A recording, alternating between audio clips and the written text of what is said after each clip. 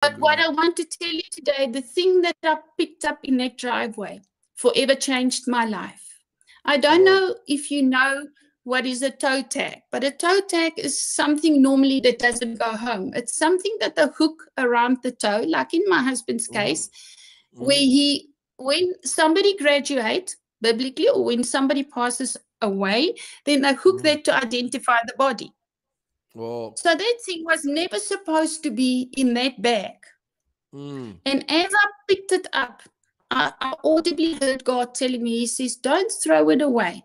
It will become one of your most powerful tools for the ministry that is ahead of you.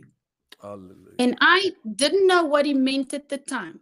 And as I journeyed a little bit, I was just sitting on my couch and he was asking me, he says, Angelique, he says, who are you without your late husband?